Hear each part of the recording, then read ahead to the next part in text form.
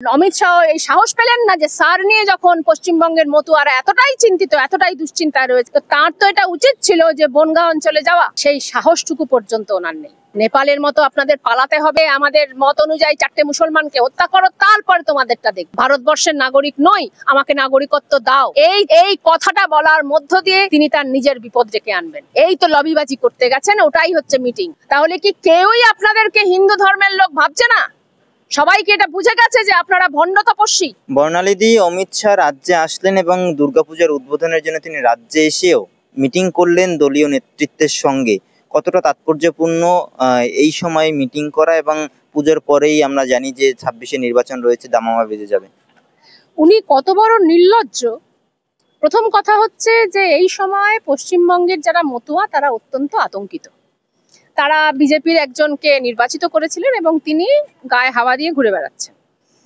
তাহলে অমিত শাহর আজকে এই পুজো উদ্বোধনের পর কোনো 5 স্টার হোটেলে বসে নিজেদের মধ্যে মিটিং না করে, যে মিটিংগুলোর কোনো অর্থই নেই শুধুমাত্র কিছু খাওয়া দাওয়া ছাড়া, যে মিটিংয়ে আসলে কিছুই হচ্ছে না শুধুমাত্র খাওয়া দাওয়া ছাড়া, সেখানে এখানকার কিছু কর্মকর্তা তার সামনে গিয়ে ইয়েস স্যার নো স্যার করছে, তো তার তো এটা উচিত ছিল যে বনগাঁ অঞ্চলে যাওয়া। তার তো এটা উচিত ছিল যে মতুয়ারা যেখানে থাকেন, যে সমস্ত অঞ্চল থেকে শান্তনুবাবুকে নির্বাচিত করেছেন তারা, সেই অঞ্চলে তিনি তো নিজে গিয়ে বলবেন যে আপনাদের এটা চিন্তার কিছু নেই, আমি এখানে আসার সুযোগ পাইনি, আমি আপনাদেরকে নিজে থেকে এসে বলছি যে আপনাদের নিয়ে, আপনাদের নাগরিকত্ব নিয়ে দুশ্চিন্তা করার কিছু নেই। তিনি সেইটুকু সাহস পর্যন্ত পেলেন না। ঠিক যেভাবে নরেন্দ্র মোদী মণিপুরে যাওয়ার কোনোদিন সাহস পাননি, কিছুদিন আগে গেলেন, 1 সপ্তাহ আগে। আর অমিত শাহ এই সাহস পেলেন না যে স্যার নিয়ে যখন পশ্চিমবঙ্গের মতুয়ারা এতটাই চিন্তিত, এতটাই দুশ্চিন্তায় রয়েছেন, আপনি যান সেখানে নিজের মুখে গিয়ে বলে আসুন। সেই সাহসটুকু পর্যন্ত ওনার নেই। তিনি কত বড় নির্লজ্জ যে তিনি দাবি করেন যে তিনি হচ্ছেন হিন্দু ধর্মের প্রতীক, তিনি এবং নরেন্দ্র মোদী এবং মোহন ভাগবত, বিজেপি এবং RSS। তাহলে পশ্চিমবাংলায় হিন্দুরা, এমনকি দিল্লিতে হিন্দুরা, হায়দ্রাবাদে হিন্দুরা বিজেপির নেতাদের তো ডাকবে উদ্বোধন করার জন্য যে বাপু আপনারাই হিন্দু ধর্মের প্রতীক, দুর্গা মার যে প্যান্ডেল সেটা আপনারা উদ্বোধন করুন। তাহলে কি কেউই আপনাদেরকে হিন্দু ধর্মের লোক ভাবছে না? সবাইকে এটা বুঝে গেছে যে আপনারা ভণ্ড তপস্বী। অর্থাৎ কত বড় নির্লজ্জ যে তারপর তাদেরকে কেউ পাত্তা দিচ্ছে না। ওই সজল বাবুর একটা পুজোয় আসলেন, আর ওই ইজেক্সিসি মানে যেটা কেন্দ্রীয় সরকারি একটা সংস্থা, সেখানে গিয়ে পুজো উদ্বোধন করে আর কেউ পাত্তা দিল না, আর কেউ আপনাদের ডাকলো না। আর তারপর আপনারা এসে বিদ্যাসাগরের নাম করছেন, যে বিদ্যাসাগরের মূর্তি ভাঙাটাই আপনাদের সংস্কৃতি। আপনারা মনে করেন যে বিধবা বিবাহ না হওয়াই ভালো, আপনারা মনে করেন যে নারী শিক্ষা না হওয়াই ভালো, আপনারা মনে করেন যে মেয়েদের বাল্য বয়সেই বিধবা বিয়ে দিয়ে দেওয়া উচিত, যার বিরুদ্ধে আপনারা মনে করেন যে সতীদাহটাই ভালো, যার বিরুদ্ধে রামমোহন রায় বা বিদ্যাসাগররা লড়াই করেছিলেন, আপনাদের মুখে সেই বিদ্যাসাগরের নাম আমরা শুনতে চাই না। আপনারা ড্যামেজ কন্ট্রোল করতে চাইছেন বাংলা ভাষা নিয়ে। আপনাদের ওই সমস্ত যাকে বলে আমরা যাকে বলি অত্যন্ত মাতব্বর ওই মালবিয়া, বাংলা ভাষা নিয়ে যে পাগলের প্রলাপ করেছেন, তার যে ফল খুব খারাপ হয়েছে সেটা আপনারা বুঝতে পেরেছেন। ড্যামেজ কন্ট্রোল করতে এসছেন, কিন্তু ড্যামেজ কিন্তু কন্ট্রোল করা যায়নি।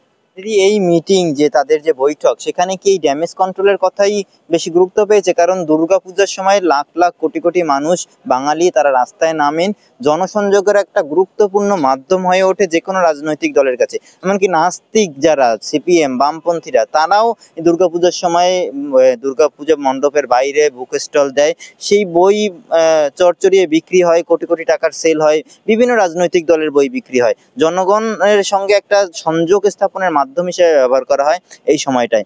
সেই জন্যই কি অমিত শাহের এই গুরুত্বপূর্ণ বৈঠক? আপনি কি মনে করেন যে বিজেপি কোনো বৈঠকে বিশ্বাস করে?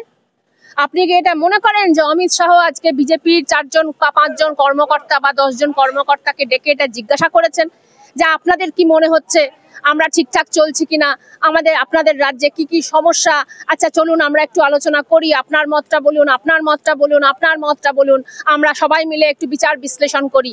আপনার কি এটা মনে হয় যে বিজেপি এই গণতন্ত্রে, দলীয় গণতন্ত্রে বিশ্বাস করে?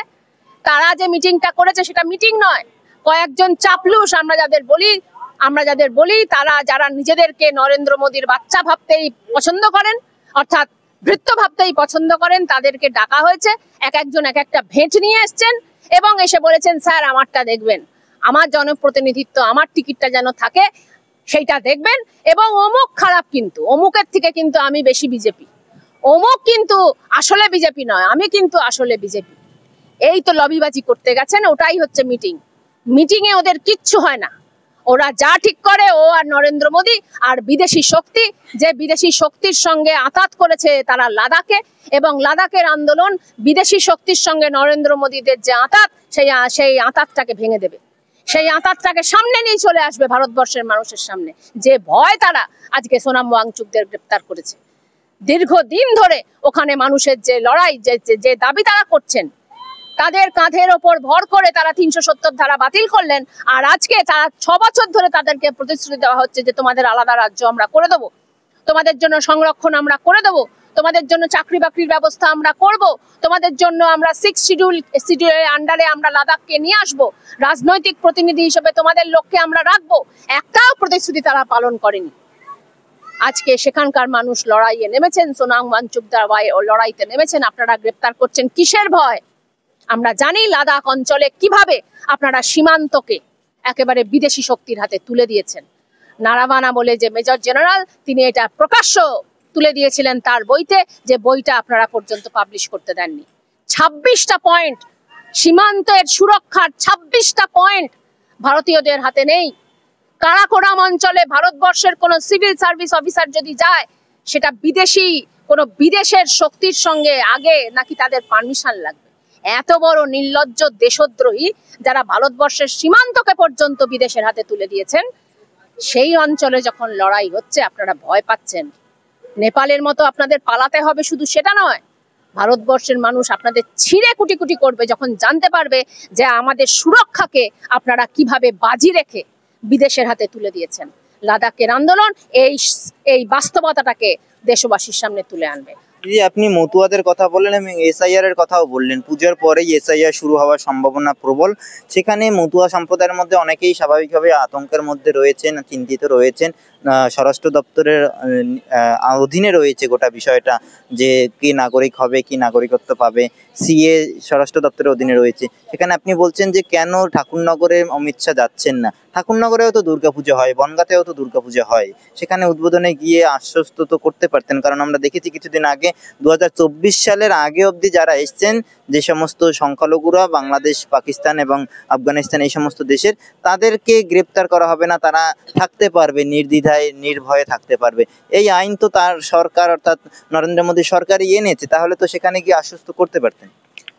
প্রথম কথা হচ্ছে, যে কোনো মানুষ, সেটা ঠাকুরনগরের মানুষ হোক আর ঠাকুরপুকুরের মানুষ হোক, সে যদি এটা বলে দেয় যে আমি ভারতবর্ষের নাগরিক নই, আমাকে নাগরিকত্ব দাও, এই কথাটা বলার মধ্য দিয়ে তিনি তার নিজের বিপদ ডেকে আনবেন। এটা ঠাকুরনগরের মানুষ বোঝে, এটা ঠাকুরনগরের মানুষ এটা খুব ভালো করেই বোঝে যে এই ডিক্লারেশনের, এই সেলফ ডিক্লারেশনের মধ্য দিয়ে এবার তার কাজ হবে বিজেপির নেতাদের পেছন পেছন ঘোরা, যে স্যার এটা করে দিন, স্যার আমি তো বলে দিলাম আমি ভারতবর্ষের নই, আমাকে এবার ভারতবর্ষের নাগরিক আপনারা করুন। স্যার এবার বিজেপির নেতারা বলবে আমাদের সঙ্গে মিছিলে হাঁটো, আমাদের সঙ্গে গুন্ডামি করো, আমাদের সাথে আমাদের মত অনুযায়ী 4টে মুসলমানকে হত্যা করো, তারপরে তোমাদেরটা দেখবো। এটা কি ঠাকুরনগরের মানুষ বুঝছে না? লাদাখের মানুষ বুঝলো, যারা 370 ধারা বাতিলের পক্ষে নরেন্দ্র মোদীদের পাশে দাঁড়িয়েছিল। আজকে লাদাখের মানুষ পর্যন্ত বুঝতে পারলো যে কিভাবে জুমলা করা হলো তাদেরকে ব্যবহার করে। আজকে তাদের ন্যূনতম যে প্রতিশ্রুতিগুলো দেওয়া হয়েছিল সেগুলো মানা হয়নি। সেটা ঠাকুরনগরের মানুষ বুঝছে না। যদি না বুঝতো তাহলে তো অমিত শাহকে ডেকে নিয়ে যেত। শুধুমাত্র এই সজল বাবুর পুজো উদ্বোধন নয়, ঠাকুরনগরে যেতেন তিনি, তার সাহস থাকলে তিনি সেখানে গিয়ে বলতেন যে এই আমি পুজো উদ্বোধন করতে এলাম, আপনাদের নিশ্চিন্ত, আপনাদের স্যার নিয়ে কোনো বিপদ নেই। তারাও ডাকেনি আর তিনিও যাননি। এখান থেকে তো আমরা বুঝতে পারছি যে ঠাকুরনগরের জনতাও আজকে লাদাখের মানুষের মতো, আসামের মানুষের মতো, বিহারের মানুষের মতো নিজেদের ভুলটা বুঝতে পারছে। মতুয়ারা অনেকেই এসআইআর নিয়ে চিন্তিত। পুজোর পরেই যেহেতু শুরু হবে, পুজোও অনেকের এই চিন্তায় কাটবে যে তাদের কাছে কত ডকুমেন্ট আছে, তাদের কাছে কোন কাগজপত্র আছে। তো এই বিষয় থেকে আপনি কি বলবেন যে পুজোর সময়ও দুশ্চিন্তার মধ্যে এসআইআর নিয়ে? খুবই খারাপ লাগে তাদেরকে, কিন্তু আমার যেটা মনে হয় যে ঠাকুরনগরের মানুষও এটা মোটামুটি বুঝতে পেরেছেন যে পুজোর পর আর কয়েক মাসের মধ্যেই পশ্চিমবঙ্গে গণতন্ত্রের পুজো আসতে চলেছে, অর্থাৎ 26 সালের নির্বাচন আসতে চলেছে, অর্থাৎ ওই যে লোকসভা সিট, ওই লোকসভা সিটের মধ্যে যতগুলো বিধানসভা সিট আছে সেই প্রত্যেকটাতেই তারা বিজেপিকে হারাবেন। কারণ বিজেপিকে যদি তারা হারিয়ে দিতে পারেন, একমাত্র তাহলেই মমতা বন্দ্যোপাধ্যায়ও বলেছেন যে আমাদের রাজ্যে ওদের যে চক্রান্ত সেটা আমরা করতে দেব না। এবং 29 সালে বিজেপিকে দেশ থেকে তাড়ানো, এটা ঠাকুরনগরের প্রত্যেকটি মতুয়ার প্রথম দায়িত্ব, প্রথম দেশপ্রেমিক হিসেবে নিজেদেরকে বাঁচানো, দেশকে বাঁচানোর প্রথম দায়িত্ব।